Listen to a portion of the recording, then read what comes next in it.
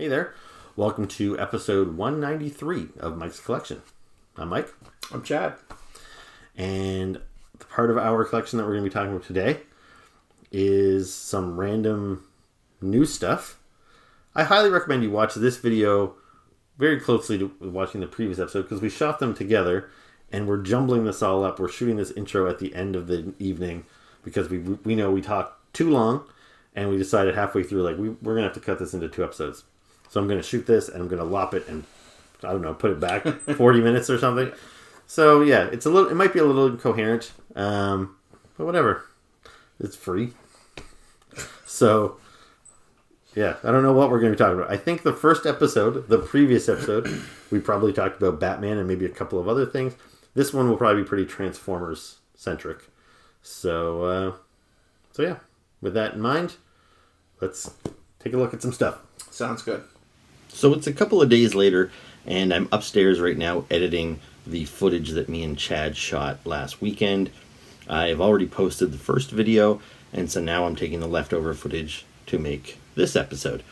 And I realized by splitting up the footage, some of the stuff we're going to talk about in this episode is lacking a little bit of context, so I'm going to add that in. But first off, I'm just going to show you a little sneak preview of some stuff I'll be talking about in future episodes, because since I shot that episode with Chad 3 days ago, I've already gotten some new stuff. So I've got some new Marvel Legends retro figures, and I've got some new G.I. Joe classified figures. So I'm going to be talking about all that stuff in the next couple of videos.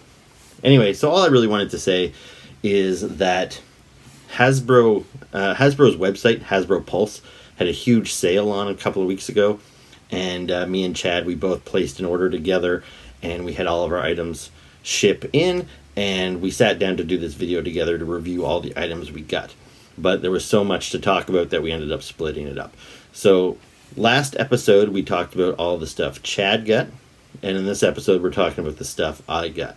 So for that reason, this episode is... Chad doesn't get to say a whole lot. I feel kind of bad as I was editing it that it's pretty much just me talking the whole time. But that's because most of Chad's stuff was in the previous episode. So I apologize, Chad. So this is mostly talking about the stuff that I got at Hasbro's 40% off sale. And then lastly, we're going to talk about something I bought at Toys R Us because me and Chad went on a trip to Toys R Us together last Friday too. So we'll talk a little bit about that near the end of the video. So first up, here is Iron Man. They call this one specifically Tony Stark AI Iron Man. And so I wasn't reading I read Iron Man comic books kind of on and off. There's certain characters I'm very loyal to, like Spider-Man. I never stop reading his comic books. Iron Man, I kind of tune in and tune out depending on who the creative team is on the book. So I think this figure comes in after the Civil War II storyline. So the Civil War storyline is pretty famous. That was Captain America versus Iron Man. They adapted it to the movie, but very loosely. The Civil War movie was not really tied to the Civil War comic book much at all, other than the fact that it was kind of Cap's team versus Iron Man's team. Civil War II was not nearly as well received, so I don't know if they'll ever bother to tackle that in a movie or not. But it was basically Iron Man versus Captain Marvel. And in the end, I did read the whole Civil War II storyline. And in the end, I think Tony was in a coma near death. And that's when Ironheart, the younger girl, kind of took over the mantle of Iron Man while he was at a commission or something. But I believe, as to provide her with a mentor while she was learning the job, Tony Stark had a hologram version of himself, so it was like a sentient AI that was kind of showing her the ropes or something. So this Iron Man figure, it's Iron Man, red and yellow, but he's got that little hologram Tony Stark head, so you can display him that way if you want. I am not going to display that. That was my next question. Yeah. How would you display him? I think that's kind of neat to have a translucent little Tony Stark head, but no, that's going to go in the spare parts bin, never to be seen again. But the thing with this Iron Man, do I have him here? I don't know where I put him. Anyway, this Iron Man figure is the exact same one that was released a year or two ago as part of the 80th anniversary series. I'm going to grab him. Hold it for a second.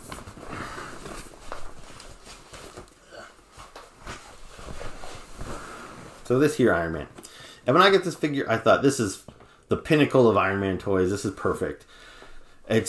It's based on a comic book look, so I can understand some people might think, oh, it looks too simple. I like the more detailed movie versions and everything. But I prefer a comic over movie version any day of the week. So this guy here is kind of the classic red and gold Iron Man from the comic books from the like 70s, 80s. This is the best look I think he's ever had. So I was totally happy with this. And then they re-released it in bright banana yellow. And I thought, why would I want that? I've got this one in nice, sharp gold. But the more and more I thought about it, the more I thought, I think I need this in banana yellow. I kind of like the banana yellow. I'm not going to lie. And what that is it's kind of an homage to when these Secret Wars figures came out. The Iron Man toy, the 80s, was banana yellow.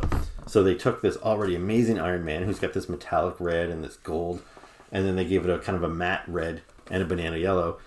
And I was really, when that came out in stores, I was like, do I buy it for that kind of inferior paint job, but still an attractive one?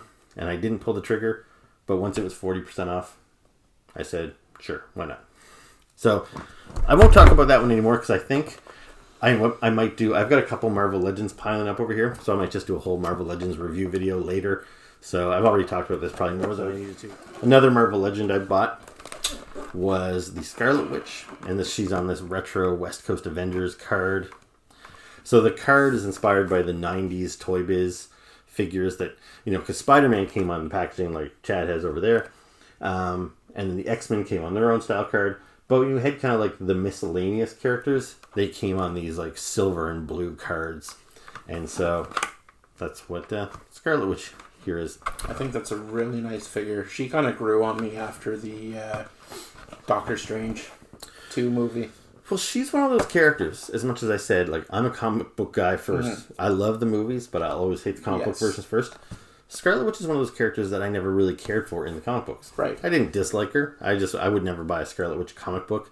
I have some Avengers books that she was in and stuff, but I never cared that much. The movies made me care about the character more than I ever did. And so the only Scarlet Witch figure I have in my Marvel Legends collection is an Ashley Olsen, like, MCU version. And I like that one, but, this is the comic book look in the, the leotard and the cape. Yep. And so again, this is another one where I was like, I'm not a huge Scarlet Witch fan. I at least have her represented in my collection, which is kind of good enough, but I would rather have a comic book one. So it was one I kind of hummed and hawed on when I saw this, because you can buy this figure right now in Toys R Us for like $34 plus tax. So when I saw it for 40% off, I was like, all right, pull in the trigger. There we go. You got anything more to say on her? Or? No, I just like her look. Yeah. So I'll talk about her more in another video. What else did I get there? What did I get? I got Bumblebee, for one thing.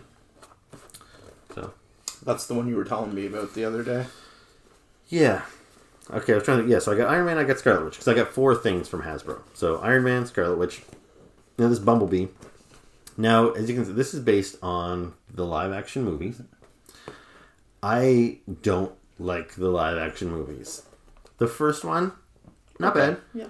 The next 4 or 5, whatever the fuck it was, terrible. Like, unwatchable. Yeah. And then the Bumblebee movie kind of redeemed them. I enjoyed Bumblebee. I love the movie The Iron Giant. Yes, me too. And even that wasn't like a wholly original story or anything, but the Bumblebee is basically a retelling of The Iron Giant. So you think I would kind of love it. And I did enjoy it, but at the same time, it just felt like been there, done that a little bit. But I thought it was a huge step forward from the other movies. Anyway, I have a handful of Michael Bay kind of live action movie toys, but very, very few because I kind of hate the designs. They're too busy. But anyway, I was in Toys R Us a couple weeks ago, and they had this Bumblebee figure based on the Bumblebee movie. And it was in this yellow box. It's from the new line called Buzzworthy Bumblebee is the actual name of the toy line, which is weird. Because even characters that aren't Bumblebee are these packages that say Bumblebee all over it. It's just kind of confusing. But I saw it and I was like, this guy's really cute. Like, just the size of him. He looked like lots of articulation, but like he's sculpted well. And I was kind of, I think, itching to spend some money. And he was listed at like $24.99. I was like, you know what? This Bumblebee's pretty cool. I did like that Bumblebee movie. So I think I'm going to buy this. So I went up to the front counter with him, and they rang him through, and he was like $43 plus tax. And I was like, ooh, this is 24. She's like, he's 43. And I was like, I will pass on him. And so even though he was kind of just an impulse buy at the time, after I put him back, I was like, damn, I wanted that figure. And then it was literally a couple of days later, this Hasbro Pulse sale came on. They did have that exact buzzworthy Bumblebee listed on their website, but it was not part of the 40% off sale. Of course not. But they had this figure, which is, I think, the exact same figure. Paint job's a little different. I think the other one's got a better paint job. And the head is different. So if you know what Bumblebee looks like from the movies, he's got kind of a little cuter face. Whereas this figure, he's got this like battle helmet on. I think there were scenes in the movie where the shield comes down, which I think is a cool look. But this figure, he only has that battle helmet. He kind of looks more like an actual Bumblebee, I think. It's a little more scary face. And I wish he kind of had the option to like flip that up and show his friendlier face. So the other figure that I was going to get had his friendly face, and it might have had an option to shift it. This guy, you've just got to give him the angrier face, which I don't necessarily think is a bad thing. It's still a cool figure. He transforms into like a weird Cybertronian space car, but it's a nice little figure. Maybe I'll feel differently when I open him up, but I think he's cool. What do you think? He holds his own. Like you, I'm not a fan of the movies after the first one. Yeah, I actually didn't see the Bumblebee movie because of that. So you should though. It's good. All right, give it a watch. Yeah. But yeah, it's nice. I'm looking forward to watching the review on him. Yeah, and if you've seen Bumblebee, he's basically the only Transformer in the movie. There's one or two other Transformers. But there's an opening, 5-minute scene that takes place on Cybertron. And it looks awesome. I'm sure everybody that saw this movie was like, make this the movie. This is the movie I want to see. Those 5 minutes before they went to Earth, it was like you saw all these Transformers and just little cameo appearances. And they looked like, not quite how they looked in the cartoon, but they looked like kind of a nice medium between the god-awful, crazy Michael Bay versions and then the really boxy, simple cartoon versions. The Bumblebee movie kind of hit that right aesthetic. And I don't know why they didn't make figures of those toys at the time, because Bumblebee, how many years old is that now? 4 years old? 4 or 5, yeah. Yeah, so they're just now starting to make figures of the characters based on that opening scene. So, the other figure I bought was Brawn from the Bumblebee movie. So this guy was featured probably for about 6 seconds in the movie. And I've seen this figure around a couple times at the local GameStop. And I hummed and hawed and I thought about it. And I'm like, that looks kind of cool, but do I really want to get into collecting figures in the Bumblebee aesthetic? Because I already have I'm starting to have a complete collection of G1 Transformers. Kind of like I can stop buying Transformers. But if I start buying them in a whole new aesthetic, right, I'm right back to square one. So I passed on this thing a bunch of times, and then all of a sudden all my GameStops didn't have it anymore. And then I was like, ugh. Like I should have bought it. So anyway, the sale came along. He was there. And when we bought these figures, you said, well, when they come in, we should open them together. And so I didn't know if you really meant, should I keep the outer mailbox sealed and open the box together? So I thought, okay, well, I'll open the toys, but I won't open them. So I've been sitting on this Iron Man, this Bumblebee for 5 days. Yeah, 5 days, and I haven't opened them. But I caved when it came to Brawn. I wanted to check them out. So here is Brawn. And I think he's pretty awesome. I love just the shape of him. He's cute, and he's bulky.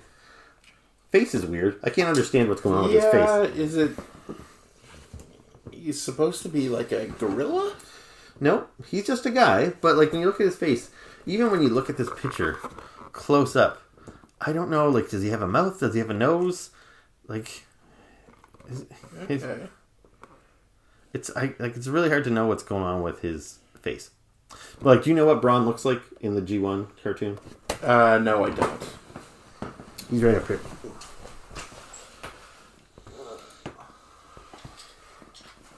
So he transforms into a Jeep.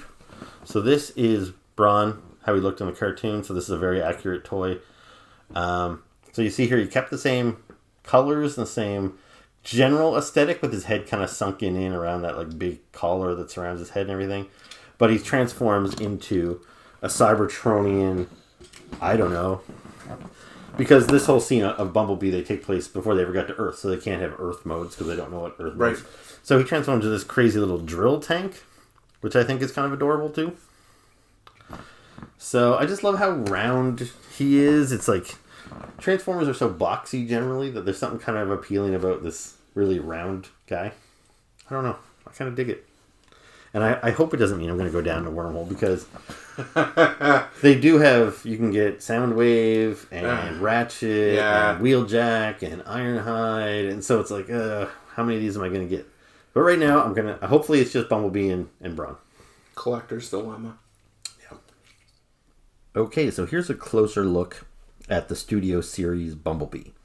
Now, unfortunately, Chad is not with me for this review. This is me shooting some B-roll, some pickups a couple of days later.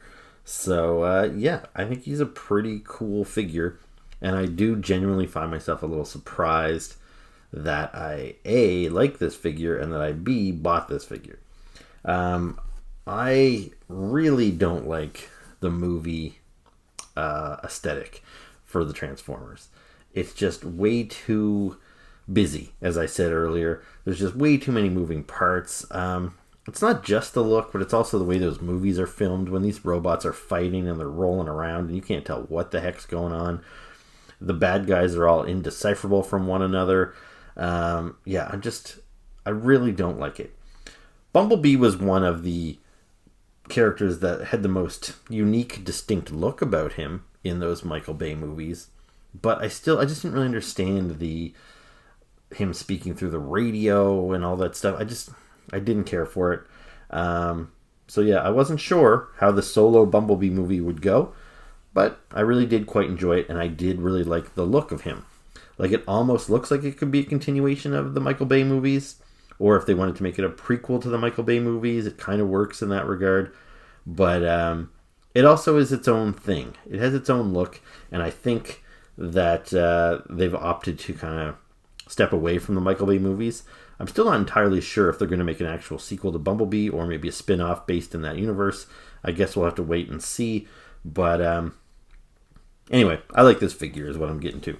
So let's take a closer look at him here. So he does have like a lot of detail and a lot of moving parts. Like, he does have a little bit of that Michael Bay busyness to him. But he also has a lot of big, chunky yellow parts. And, I like it. And articulation, like, he moves really well. Like, he's got, like, a good range of movement on the ankles. He can really put his foot forward, backward. He can move his knees all around. His arms can go up. So good range of movement on the elbows or the shoulders. So that's all good. Spins at the waist. And the head turns around. So yeah, the head is a weird thing because I'm not sure how I feel about it. I actually really like it. Like, that's a pretty cool looking head. And it is movie accurate. And I don't know, I think I might even like it better than the standard head. So that head was available on the Studio Series version, the buzzworthy Bumblebee version that I almost bought but did not. So the only real change from that figure to this one, I think, is the change in head. And I don't know, I might even like this one better. And I think I mentioned earlier that I think the buzzworthy one has a better paint job. But when I went and pulled up a photo of that figure and like did a side by side, I'm not so sure that the paint job is better. I think it's a little bit of a different shade of yellow, but I don't really know if it's superior necessarily. So, yeah, I really like the look of this guy. I do kind of wish that he transformed into a Volkswagen Beetle, because that's kind of how I feel Bumblebee. That's what he should always transform into. But at the same time, I really kind of like the Cybertronian modes for these characters. So I'd much rather him transform into the weird Cybertronian car that he transforms into, as opposed to the stupid Camaro that he transformed into in the Michael Bay movies. So yeah, pretty cool. And there is a version of Bumblebee that does transform into the Beetle. But that figure looks way too kibbly. And by kibbly, I mean he's got all this extra stuff hanging off of him. You know, this is something you have to deal with when you've got transforming Transformers. You got to tuck all this extra stuff somewhere, and sometimes it looks pretty awkward. This guy does have a lot of kibble on both his legs and on his back, but I don't think it's too bad. It's not like overwhelming. I still think he has a pretty nice silhouette, and he's still pretty posable. But yeah, the version that transforms into a Volkswagen is pretty brutal as far as the kibble goes. So yeah, I think I prefer this Cybertronian little car version. He does have a gun here. It's kind of hard to tell. It almost looks like that's part of his hand, but the gun actually is attached there. You can see I've got it plugged into his hand there. I don't know if I can get it out. There we go. So you can kind of have him hold it like that, or you can tuck it right down so it almost looks like it's part of his arm. So yeah, cool. One thing I really do like about this design, and this might sound kind of weird, is the feet on this guy. It kind of looks like a sneaker. I assume that's intentional, but it looks like that grill there kind of looks like shoelaces. So yeah, I just think it's great. Anyway, before we move on, I'll just do a quick comparison to some other Bumblebees I have laying around. So I no longer have the vintage Bumblebee. I do have a recreation, like a reproduction of that vintage Bumblebee, but I've got him carded and he's pinned to the wall, and I don't really feel like pulling him down for this. The Bumblebee that's been in my collection for about 15 years now is this one here, which I really like. I think it does a good job of kind of capturing the look. Mainly it's because of that head sculpt, which I think is really nice. And he transforms into a small yellow car. It's not a Volkswagen Beetle, but it's close enough, and I never transform my Transformers anyway. So I always thought this was a great version of Bumblebee. And I haven't really felt the need to upgrade him, even though they've made literally dozens of Bumblebees since this one came out in like 2005. But yeah, the only Bumblebee that I've really bought in the meantime is the non-transforming red Series Bumblebee, which I've got right here. And this Bumblebee is great in that it captures the look of the cartoon. However, let's be honest, Bumblebee always looked like kind of a dork in the cartoon. So that's why I think this version is probably superior, because it's got that look with the little horns and everything, but he adds a little bit more of a cool factor to him. He doesn't look so childish. But yeah, anyway, I think this guy's a pretty cool upgrade. So now we're going to take a look at the other character from the Bumblebee movie, but before I bring Brawn out here, I want to tell you about actually another Bumblebee that I recently picked up. So it started off, I saw that buzzworthy Bumblebee version in Toys R Us. It was too pricey at $43, so I put it back. I came home, I ordered this guy online, and I waited for him to show up. And I thought this would be like a pretty great figure. I was a little disappointed that I didn't have the option to give him the kind of more standard head sculpt.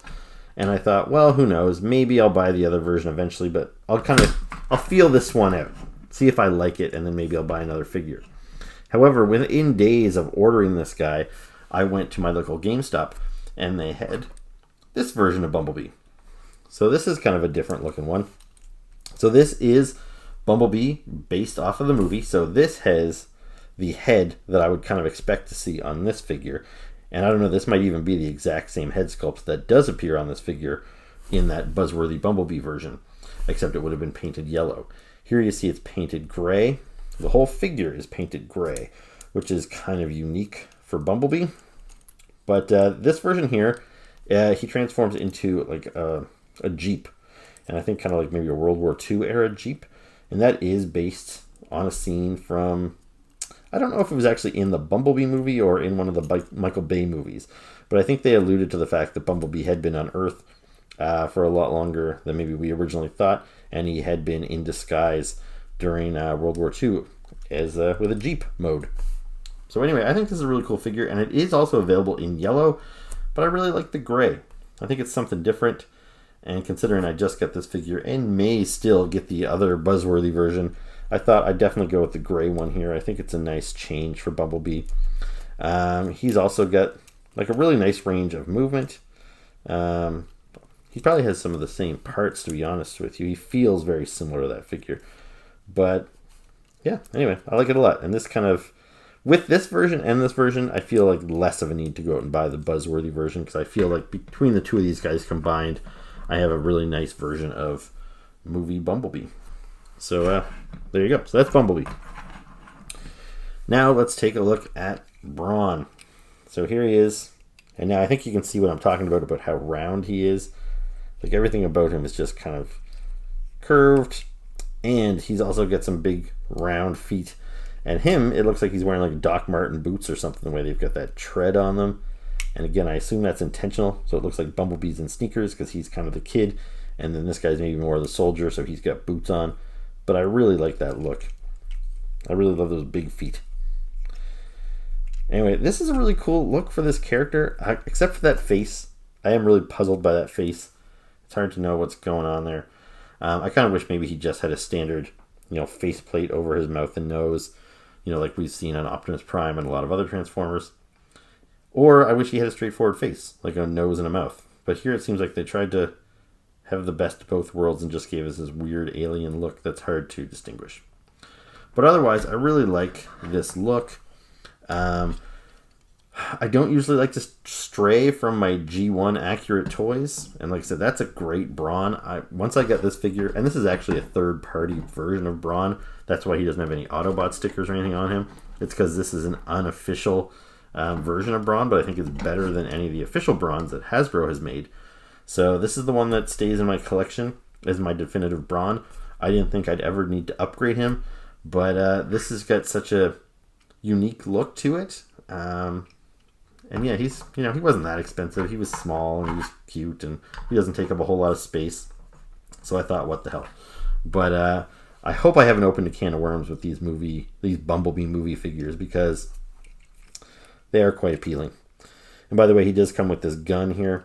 He also came with this piece here, which is like the drill bit for when he's a drill tank. You can attach that to the front of the gun like so, but then that's a very long rifle and it makes it harder to display him on the shelf. So I suppose you could put this in your spare parts bin. I just thought it was easier to kind of tuck it away like so. And now it's a little easier to display him. He doesn't kind of poke the other toys around him nearly as much. So anyway, there you go. So that's Bumblebee 1, 2, and Brawn. But he looks cool. Yeah. I like the all gray. Yeah, I like the gray too. It's a different look for Bumblebee. I think it's kind of fun. Alright, and so this last one, all three of those movies are movie-based Transformers. This last one I have is just a classic G1 80s style Transformer. He's part of the new Legacy line. So this is Blaster. So I've had this guy for a couple weeks. He transforms into a Ghetto Blaster. And yeah, he's awesome. And when I do the cutaway with more detail, I'll do some comparisons to the other versions of Blaster I have in my collection, which will hopefully help you understand why I think this one is so great. Because I think it's pretty much perfect.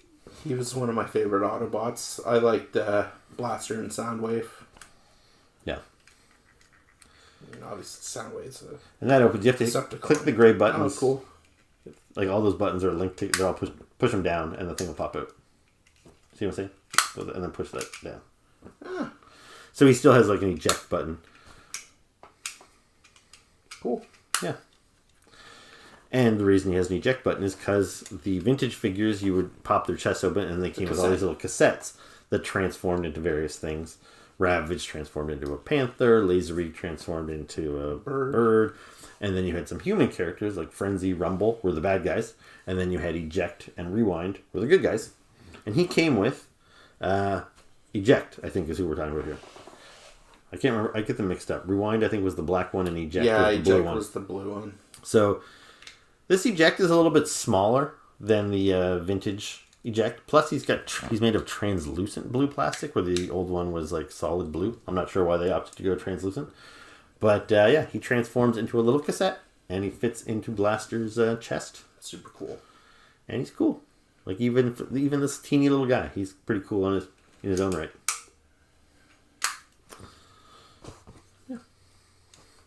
I know you said you don't transform them, but would you transform him and put him in? Him, I actually did transform. Okay. And, like, you guys, he's so small, I don't know if you'll be able to see him, but this guy is so easy. You flip his head back like that. His arms go something like this, I think. Watch me. It'll probably take me 15 minutes to do this.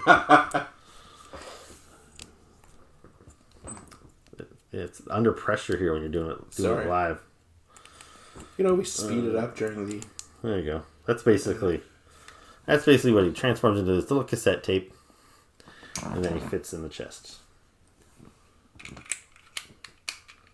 Well, no, I probably didn't do them perfect, but you know, you get the idea. Might take a little finessing. Oh, there you go. There we go. Cool. Now here's a closer look at Legacy Blaster. And as I mentioned earlier, I think this figure is awesome. Like, Transformers lately, like, Hasbro's just really been nailing it. Like, this guy, I think he looks great. Everything from that head sculpt to the silhouette of the character, to the design, to the colors, to the transformation. Like, look at how clean this guy is. He does not have, like, any kibble on him whatsoever. Like, there's nothing weird hanging off his arms, off of his back, which is pretty rare. His legs are, like, perfect little rectangles. It's great. Like, I think it looks super, super clean. And I've always wanted Transformer toys that look like the characters as they appeared in the cartoons and the comic books. So, even when, you know, in the kind of the modern era, and when I say modern, I really mean pretty much since 2005 or so, when the Generations/Classics line started. So if I bring up this Bumblebee again that I showed you a little while ago. So this Bumblebee, I thought he was great. But he does have, you know, this kibble, these big things hanging off his arm. He's got this big half a car hanging off his back. His feet are pretty awkward because, you know, they come up to his knees here. Like, I think he looks good, but because he has to transform, he's got all that extra junk hanging off of him. So one thing, since they started doing the Red series here, you know, these figures aren't necessarily perfect, but they don't have any kibble because they don't need to. Like, he's got an extra tire there just randomly on the back because that's how the cartoon looked. It doesn't need to transform. And so when these figures started coming out, I thought, finally, I'm getting the Transformers that I wanted. However, they came just almost like a little bit too late because in recent years, Hasbro's been doing a really good job of giving me actual transforming versions of these characters with very little kibble on them, and they're pretty cartoon accurate on their own. So they'll probably do a Red Series version of Blaster, you know, in the near future, but I don't know if it's almost hard to justify buying it when I've got such a nice version of him here. Like, just for example, this guy is the Autobot that turns into a Ghetto Blaster. So he's kind of like the equivalent or the rival of Soundwave, who is the Decepticon that transforms into a tape deck. So here is Soundwave from the Red series. So this guy doesn't transform. Now, other than their height being a little off, but it was never said that these guys were supposed to be the exact same height. Like, they look pretty good together. Like, I don't know if I would really need to buy a Blaster in this format just so he's maybe, you know, an inch shorter. Yeah, this guy's just pretty much nails it. One thing I do like about this guy is the height of him, in that here is my my kind of default Soundwave these days. This is the one from the War for Cybertron Siege line, and I really like the size of this Soundwave. You know, he's pretty great too. He does have, you know, a little bit of kibble on there, but it's pretty well hidden. Some people really don't like all this battle damage on it. I don't mind, but I think they might have went a little overboard here on Soundwave. But now these guys are about the same height. I think Blaster's a little bit taller. But I really like this look. I always felt that these two guys should have been about the same size. And I never really loved how the vintage Blaster was quite a bit bigger and thicker than the old Soundwave. I couldn't imagine them actually getting into a fist fight, whereas these two guys I could, and it would seem like a fair matchup. So, yeah, a really solid figure. And I brought him out too, but I don't know if he really fits into this conversation. But this is the Super 7's reaction version, so it's a little 3 3/4 inch version of Blaster. But this is a nice little cartoon accurate Blaster. And yeah, I really liked this figure. But, you know, the reaction figures, as fun as they are very limited in how they move. They only get the 5 points of articulation. So yeah, this is much better in that it's cartoon accurate, pretty much. And but it's way more posable. Like this figure, you can see he's got a good range of motion on his elbows, his arms. You can swing him forward, backward, out to the side. His legs, he can kick out. He's got the knees. You can articulate, I think, his toes a little bit. I'm sure you can because they have to flip up. So there you go. So that would all help you give him in some dynamic poses. Spins at the waist, spins at the head. Just a really great figure. He's got a nice gun, which is pretty accurate to his vintage gun. Now, just for some comparisons here, here is the vintage blaster from the 80s. And you can see how big this guy is. And he's pretty boxy and pretty awkward. Like, there's no elbow articulation or anything on this guy. You know, he's pretty stiff. You know, he doesn't have knees that bend. You can't have him do much. Vintage Transformers were always pretty stiff. And you can see by that head design. I do like that head design, but it does not match up with the cartoon. So, as far as modern Transformers go, because I don't really display my vintage guys, most of those are in storage. The only blaster that I have on display was this one here. And he is from the, I forget which line exactly, but he's from the kind of the classics, Generations, you know, line of toys. And you can see how he's got the aesthetic of Blaster. Like, he's got that yellow square on his chest. He's got the kind of the yellow goggles above his eyes and these little ear things. So it's kind of a nice mix of what we've seen in the cartoon, which is what this guy looks like, as well as what the old toy kind of had almost that goggly look above his eyes. So it's a nice mix of looks, but he doesn't actually transform into a Ghetto Blaster. We've got the illusion of a Ghetto Blaster, but really he transforms into some weird kind of tank thing. That's why he's got all these wheels all over him. He's a really awkward shape. I don't like the silhouette of this figure with those big shoulders, the kind of skinny legs at the top here. It was never a great figure, and I was not happy that this was the only blaster I had in my collection. They have made better blasters since, like bigger ones that actually transformed into Ghetto Blasters. But again, they were too big. I felt that the last one they put out, I think, was about this big, if not larger. And it just didn't fit in with the scale I was happy with in my current collection. I don't think my blaster should tower over Soundwave and Optimus Prime. I want a blaster that's about this scale, and this is what Hasbro finally gave me, and I think it's a perfect blaster, to be honest with you. I don't think I would change a thing about this guy. I love the look, I love the articulation, I love the size. He's awesome. And as you saw me and Chad playing with earlier, if you hit these buttons here, so it kind of looks like it's 4 separate buttons. Like if he was a real stereo, that would probably be, you know, play, eject, rewind, fast forward. But you just press them all, and then his tape deck opens up. And then you've got eject in there. So I'm going to transform him back into robot mode. You can see how quick and easy that is to do. Let's flip his head up here. Alright, so there is eject. And yeah, you can see he looks great. Like, that's what eject looked like in the vintage toy line and the cartoon. Like, it's a pretty nice version of this guy, even though he's very simple. So I think he's a great little pack, like an addition to the box here. It adds great value to it. And I've wanted this guy for a while. The only thing that's kind of frustrating is that I got the other guy, Rewind, a while ago, and he was part of the... It was before War for Cybertron. I want to say maybe Titan's Return or Power of the Primes or something. But this is the version of him I had. So again, you can see the similarities. They have the same design because in the vintage toy line, they were the exact same, just kind of painted different. But this guy here, you can see how big he is. And he transforms into some... Like, he still has the look like he transforms into a cassette, but kind of like with that other blaster I showed you, he transformed into something else. I think he turns into a little tank or something. But these guys who are supposed to be peers, now one of them is way bigger than the other. So that's a little inconsistent in my collection. I kind of wish this guy was a little bit bigger.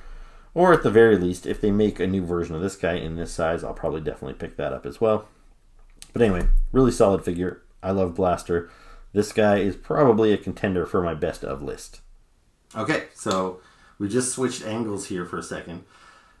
That's because we shot everything for 2 episodes over there. And then we came over here and we did an unboxing of your Batman.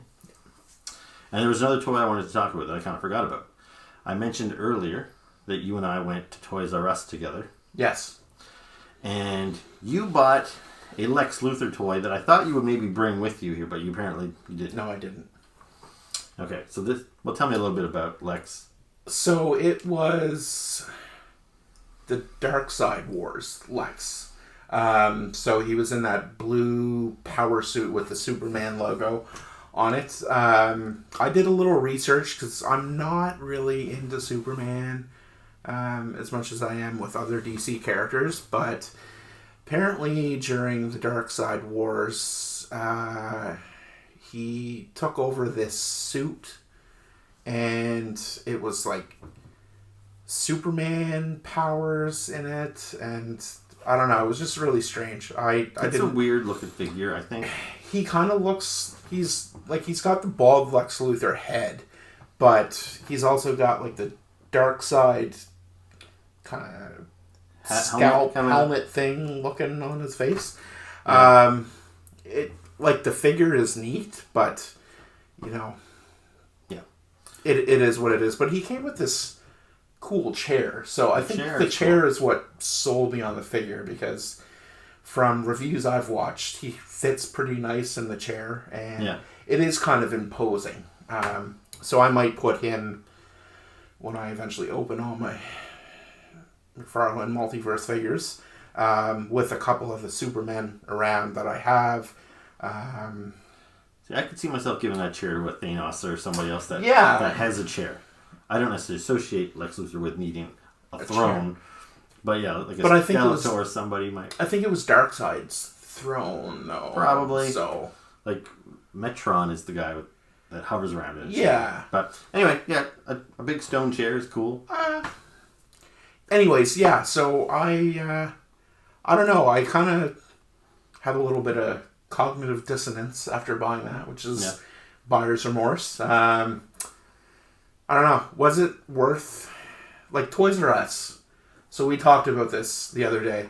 They have such a huge markup on their toys. Like, I was originally there to buy a gift card for my friend's daughter for her birthday last week, and saw some of the figures there. They range from $29.99 to $34.99 there, depending on like what's included with the figure, how big they are, whatever. Anyways, we went to Walmart afterwards, and we're looking around at Walmart. They had some of the same figures for almost $10 cheaper. Yeah. So, yeah, Walmart is pricey. Or Toys R Us is pricey. Walmart not so much. Yes. But that's the thing. Walmart is hit or miss with DC Multiverse. So when they have them, they have them. But when they don't, you're looking at the same figures every time. So you're going to have like 10, I don't know. One point I went there, they had 10 Wonder Woman in her like battle gear with her kind of Valkyrie helmet and sword and all that stuff. That's no fun. Yeah, McFarlane does a lot of weird variants that I feel are unnecessary. Yeah.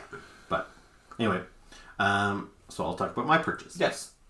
Okay, so last week, you and I both separately went and saw the new Jurassic Park movie.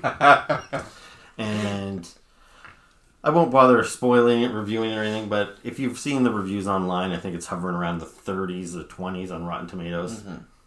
I would tend to agree. I didn't hate it. I didn't have a bad time there myself, but it definitely was disappointing and could have been so much better. It fell short. It fell short on the mark. As a fan of the Jurassic Park franchise, I think they kind of strayed from that chemistry a little bit. And again, I don't want to say too much, but for a movie that's about dinosaurs, you would think there would be more dinosaurs in that movie. This movie's more about a cloned girl and giant bugs. Yeah. It's not nearly as much dinosaurs as you want. Now, the ones that are in there are pretty cool. Like, they did introduce a few new dinos in there. And that's what I want to talk about. Like, I haven't really been a huge fan of any of this new trilogy. Oh. But I'm not a big Jurassic Park figure collector, but like any, I think, normal kid, I loved dinosaurs when I was a kid. And I had a pretty healthy collection of just rubber dinosaurs when I was a kid. And I had all the basics. Like I had Stegosaurus, Tyrannosaurus, Triceratops. Because when I was a kid, I felt like there was only about 10 different dinosaurs. Yeah. And there's a lot more now. And I didn't get into the Jurassic Park toys when they first came out in the 90s. My little brother was collecting them, and I inherited some of his some of his Jurassic Park toys. So like he had the original T-Rex and he had the original Raptor and the Dilophosaurus and all that sort of stuff. But for me, like I have bought a handful of Jurassic Park figures. Almost every time a new movie comes out, I tend to buy like whatever cool new dinosaur they introduced. So like from this most recent trilogy, the Indominus Rex was introduced in Jurassic World. I bought that. And I also bought the Mosasaur, the big fish dude. And then when what was it, the Fallen Kingdom, was that the second one? Yes. Which I thought was garbage. Actually, that's my least favorite. Even with this new one, that's still my least favorite of the bunch. But Fallen Kingdom I didn't think was very good, but they introduced the Indoraptor, I think. Is that what it's called? Oh dear, what's his name? I think so. Because they took the Indominus Rex's DNA and they made a new raptor. I think it was the Indoraptor. Anyway, so I bought that toy as well, even though I didn't like the movie. And so with this movie, I didn't really care for the movie. I left disappointed, but for those scenes where there were a dinosaur, they were good. I was stoked with those dinosaurs, and it made me want to go get a toy of those dinosaurs. So in this movie in particular, they introduced, there's a new raptor with feathers on him and stuff, and he's called the Pyro Raptor. I don't think Mattel has made an actual like real figure of him yet. I think they have some of the cheapy, geared towards preschool versions of him, but they haven't really made like a detailed version of him. But the other new dinosaur that I thought was very cool was the Therizinosaurus, who has these Wolverine-like claws. Yeah. And I'm not familiar with this type of dinosaur. Yeah, either. I don't know how big it's supposed to be. But at the end of the movie, he seems to like kind of hold his own against a T-Rex and stuff. So he seems like he's another big-ass dinosaur. So anyway, I wanted that guy. I was like, I looked online. I saw they had a toy of him. I'm like, I want to get that guy. So when you invited me to Toys R Us, I knew there wasn't going to be any like Marvel Legends or Transformers I was looking for. But I was like, maybe I can get that Therizinosaurus. And sure enough, I got there. They had one. Yep. And I grabbed him. And ever since I grabbed him, he hasn't stopped talking. This thing... So this thing has sound action. Oh man, did we ever have fun walking around the store with that? Yeah, this thing, like, all you have to do is hold the box and he starts making noise. And it's a lot. I think I might have to take the batteries out of this guy because it's the kind of thing that if I walk past him on the shelf and he starts making that noise, he's going to drive me crazy. Or freak out in the middle of the night. Yeah. So, there he is. He's a cool looking dinosaur. And again, I have no idea how big he's supposed to be. But I think most of my Jurassic Park figures, they're kind of to scale with 3 3/4 inch. So if you put them with a G.I. Joe, that's kind of like a fair scale. So like my T-Rex that I have from the 90s that I inherited from my brother, he's bigger than this guy. But, so yeah, if this guy, if you picture him next to a 3 3/4 inch G.I. Joe, he's a pretty big dinosaur. Like,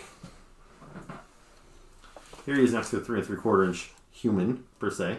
So yeah, if that's how big these things were, they were big creatures. And he's cool. The claws are the real big appealing factor of this guy. He's really freaky in the movie. Plus, he's got the feathers. You see his tail is feathered.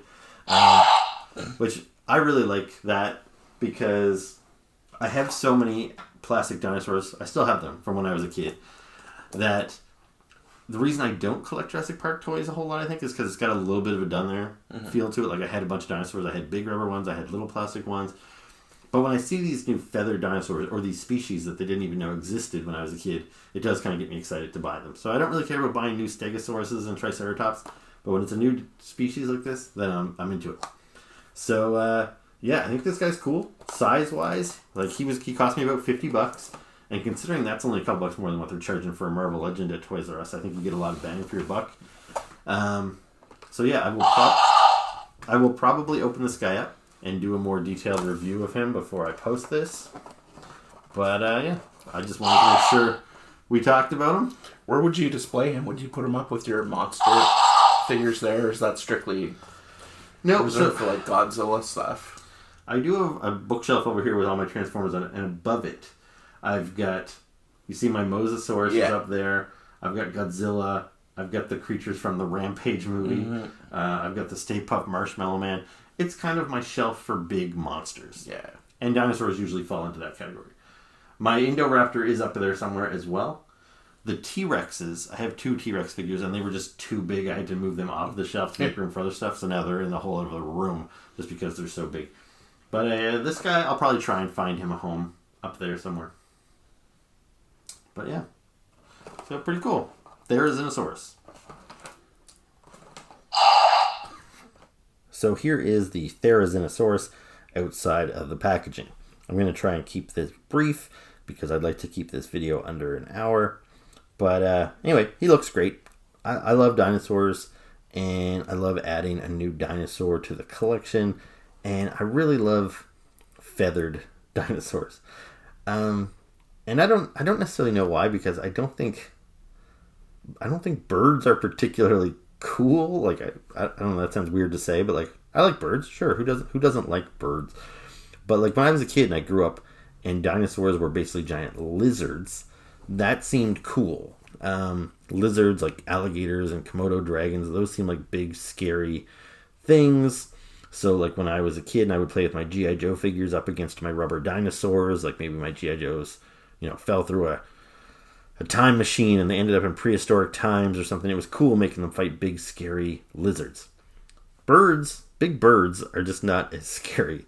However, I just thought it was really neat that sometime around probably my teenage years, when they kind of discovered that dinosaurs had feathers, and I just thought it was really neat. That seemed like a pretty big discovery and a pretty big change from the dinosaurs I grew up with as a little kid.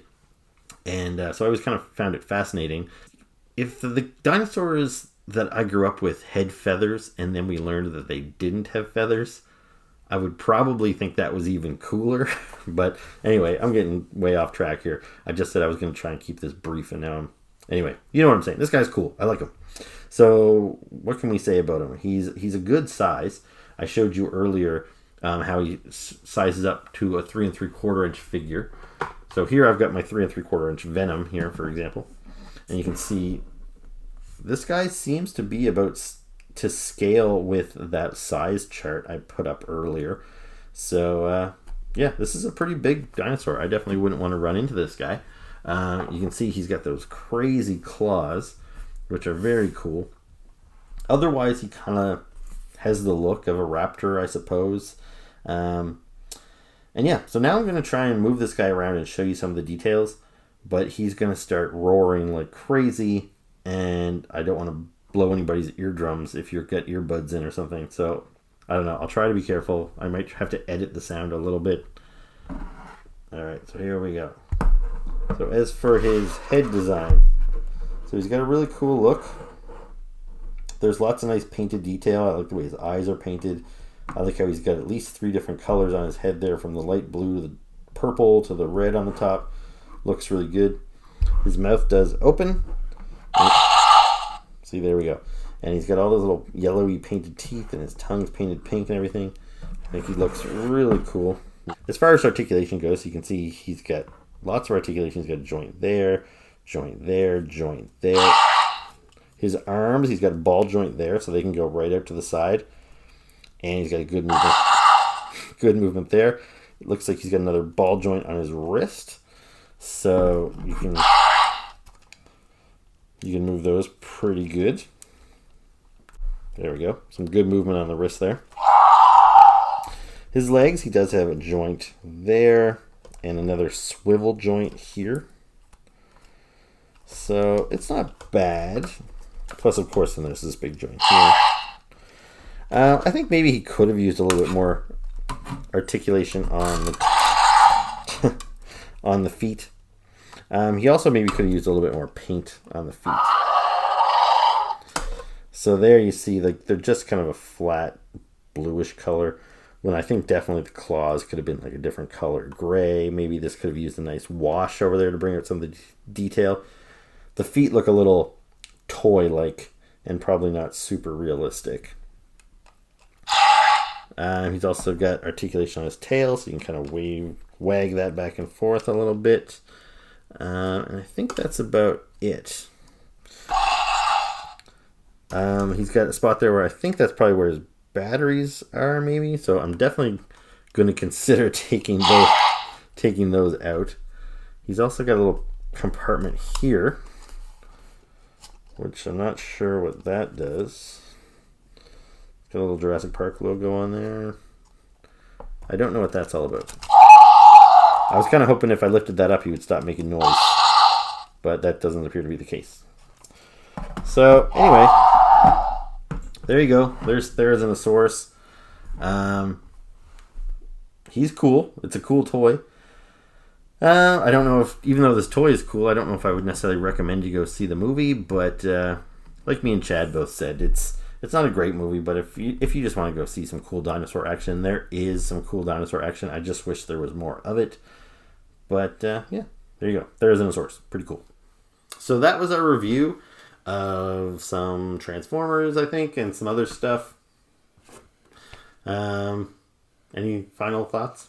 I don't think so. Okay. Well, thank you very much for watching. As always, be sure to like and subscribe, and please leave us questions and comments below. Those are always appreciated. And yeah, until next time, chat. Keep it fresh. Keep it fresh. See, I fucked up my own thing, so I was waiting for you to do it. All right, so keep it fresh. All right, bye.